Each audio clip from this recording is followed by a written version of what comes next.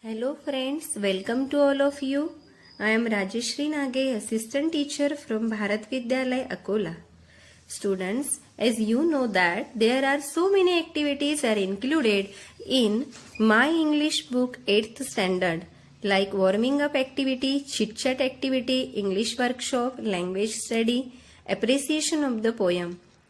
The purpose of adding these activities is to develop your confidence and skill of English speaking as well as make you able to understand and use the English creatively.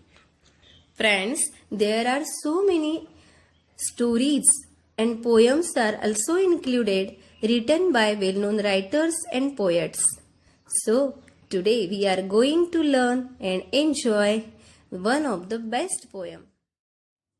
At first, let us know the name of the poem is Be the Best. The name of the poet is that Douglas Malloch. The poem is divided in 4 stanzas into A-B rhyming scheme. The poem compares big thing with small things. There are some new words also to enrich our vocabulary. The poet tries to say his point of view effectively by giving various examples of nature. Let us know the theme and the title of the poem. The poem Be the Best is very inspirational and motivational poem which gives us the positive attitude about thinking of life. The poem teaches us to be happy and optimistic. Through all the poem, the poet tries to say that be the best of whatever you are and do the best whatever job you have. In Marathi, Be the Best ही कविता अत्यंत प्रेरणादायी आहे. जीवनाप्रती सकारात्मक दृष्टिकोन देणारी आहे. संपूर्ण कवितेत कवीचा असा संदेश आहे की be the best of whatever you are म्हणजे तुम्ही जे आहात ते सर्वोत्तम बना आणि do the best whatever job you have आणि तुम्हाला जे काम मिळालं आहे जे काम तुमचं आहे ते सर्वोत्तमरित्या करा. Do the best and B the best. Students, now I read the stanza one by one and then I will introduce you new words with their meanings and then I'll explain the whole stanza in English first and then in Marathi. So, first I read the lines. You can see these lines in your textbook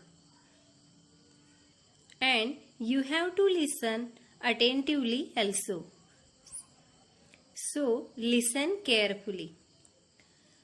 Be the best.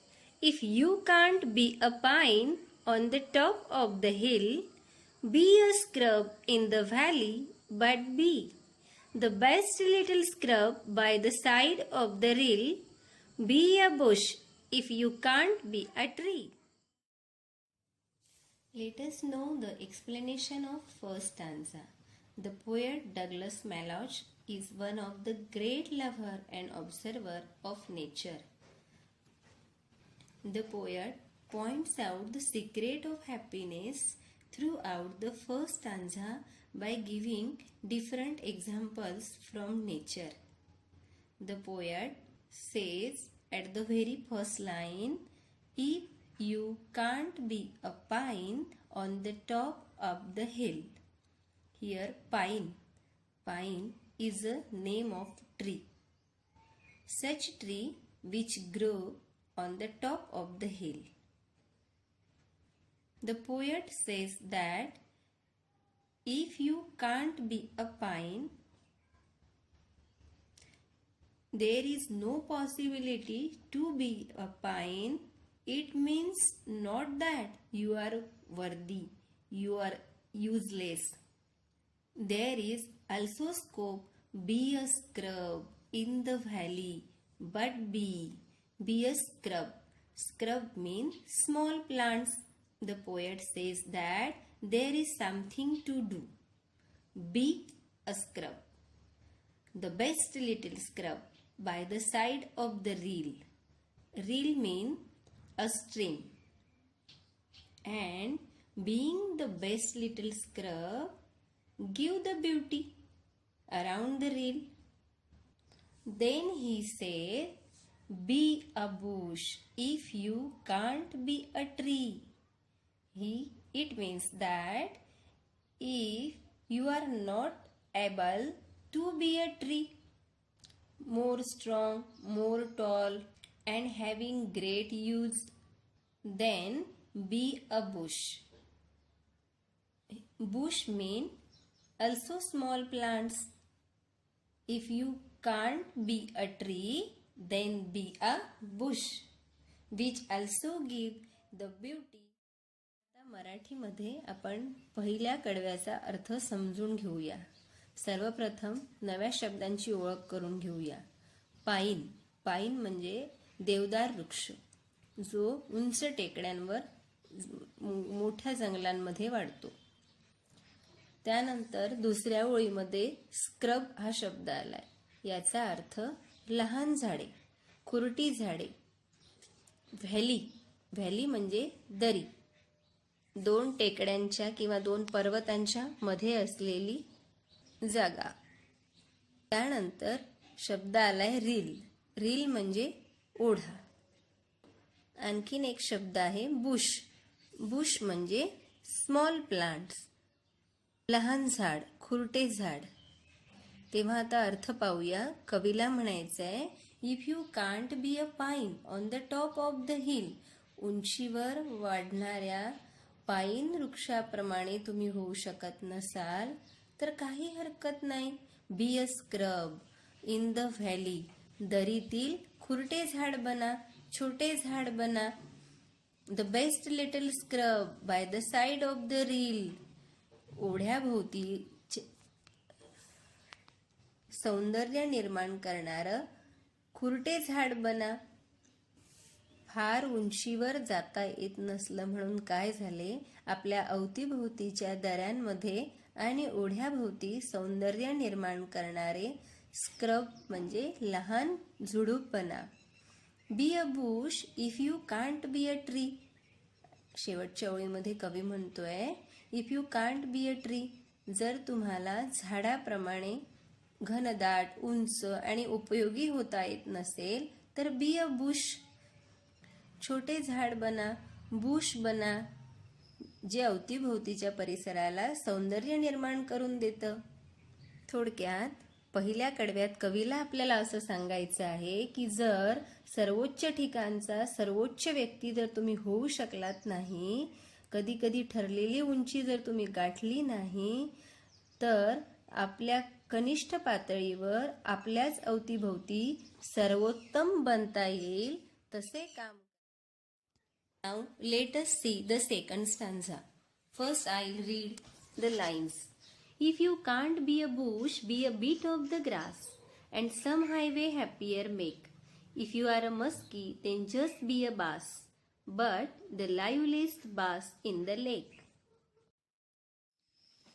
Through the second stanza, the poet gives us another aspects of nature. If you can't be a bush, be a bit of the grass. If there is not possible to be a bush, then be a bit of the grass, which create the beauty and green scene. And some highway happier make. When we travel on the highway, The bits of grass make us happy. So, the poet suggests us be a bit of grass along the highway can also make it happier, prettier, and more beautiful.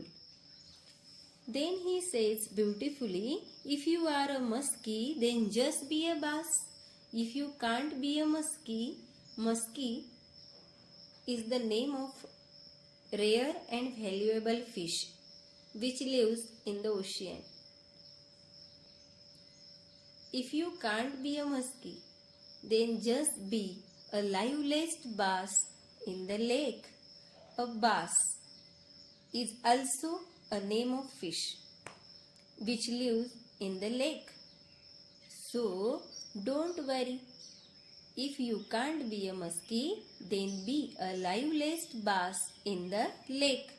Throughout the complete stanza, the poet tries to say that there is always something for us to do. दुसऱ्या कडव्याचा अर्थ मित्रांनो आता मराठीत पाहूया.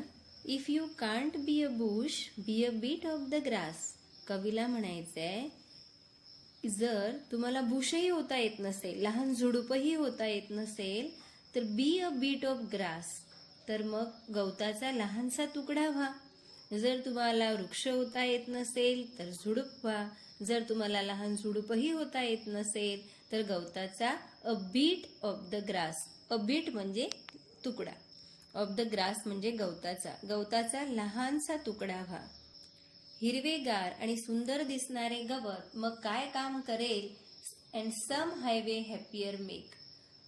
हे हिरवं आणि सुंदर गवत महामार्गांनाही सुंदर बनवते. जेव्हा आपण प्रवास करतो तेव्हा रस्त्याच्या दुतर्फा असलेले लहान लहान गवताचे तुकडे आल्हाददायक असं वातावरण त्या रस्त्यावर निर्माण करतात. तेव्हा जर तुम्हाला झुडूपही होता येत नसेल तर गवताचा छोटासा तुकडा व्हा, असं कवी आपल्याला सुचवित आहे.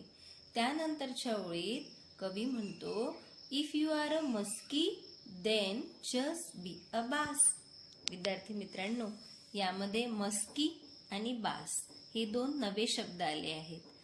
ही दोन्हीही माशांची नावं आहेत. तुलनेने जर पाहिली तर मस्की हा आकाराने मोठा, मूल्यवान आणि महासागरांमध्ये सापडणारा मासा, तर बास हा जो आहे हाही मासा, पण हा आकाराने छोटा, सर्वसामान्य आणि लहान तलावातही सापडणारा मासा.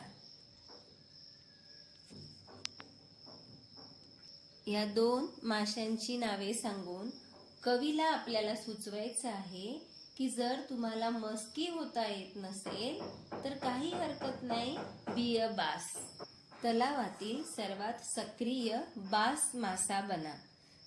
संपूर्ण कडव्यातून कवीला आपल्याला आशावादी दृष्टिकोन द्यायचा आहे की जर हे करता येत नसेल तर काही करण्यासारखंच नाही असं न समजता आपल्याला काहीतरी करण्यासाठी नेहमीच आपल्या अवतीभोवती काहीतरी असतंच.